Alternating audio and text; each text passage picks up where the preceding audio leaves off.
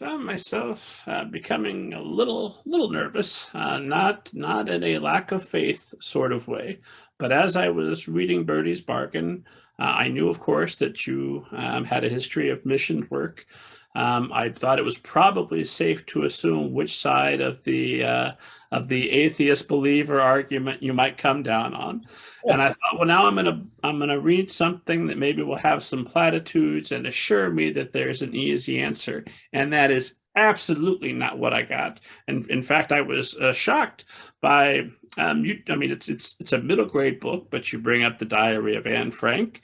There is plenty of darkness, real darkness that Birdie is addressing, and certainly we see some darkness with oh my God, it's got a Alicia Marie or Alice May. We get an example of some real darkness in the world. And it would have been so easy to have introduced a guardian angel character or a miracle somewhere in there that here you go, here's incontrovertible proof of God, therefore argument resolved. And you don't do that. You leave it ambiguous. I'm not ambiguous as to what Birdie comes away at, I think, toward the end.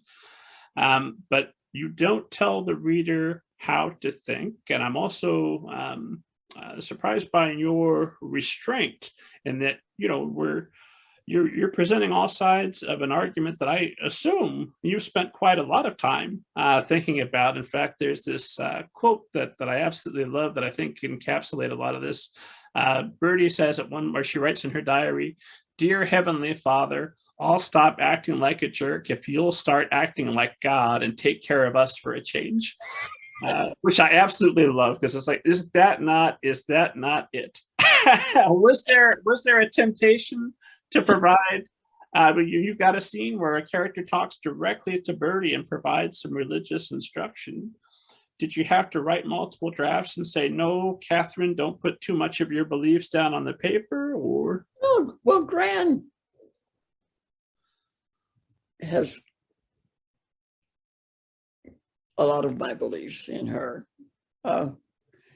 So as she talks to Birdie and tries to get Birdie to think about who God really is, and not the kind of God that's fire and brimstone and hatred. And but no, I mean, you're not writing a religious track when you're writing a novel. You're writing a story. And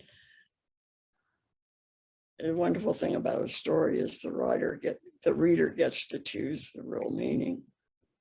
You lay it open for the reader to decide what the meaning is. You don't, I've written propaganda, and I hope it was good propaganda. But when you're writing a story, you're inviting the reader to interpret and choose. And if it has no meaning for them, then that's their choice. If it has a meaning different from what you wish they'd get from it, that's their choice. It's, you put your trust in the reader and give them permission to make the story their story. you do. Too many bad writers don't, but you did. I think an atheist could read this book and say, yep, nope, as I thought, there is no God, but I really like the story about birds. Oh, great. I didn't mean to go that far. And I love and hate. I love him because I hate him. I really dislike Counselor Ron. In fact, I was reading the advanced reader copy, so before the final proof edit, and there was one typo that had him down as Counselor Rob, and I said, oh no, because he's. I assume Counselor Ron is a bit of your critique of some of Christian culture. Birdie is nervous about reading the books about science because Counselor Ron assures her she should not be reading those books. He puts up I hope he's not too much of a stereotype. Well, I knew Counselor Ron when I was young and in church. I had some. I've known a few. I'm sorry. I've known a few in my time too. You did just this wonderful job of illustrating the absolute harm that he has done to Birdie and her faith. Because now, not only is she worried about her father because she's made this bargain with God, she's not 100% that he's Counselor Ron's type of Christian. So not only might he die, he might go to hell. So she's got that added layer on top of all of her other kids. No. And I'm assuming that's a conscious choice that, because, I assume Christians will sit down and read this, and maybe some who were in the camp of Harry Potter is, the devil's plaything, which I think you address in the book also. And they're going to say, oh, wait a moment. Am I a little bit more Counselor Ron than I should be?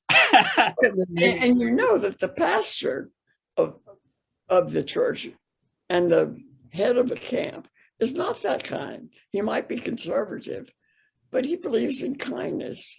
And Counselor Rob, I think at one point says he thinks kindness is overrated. But his boss doesn't.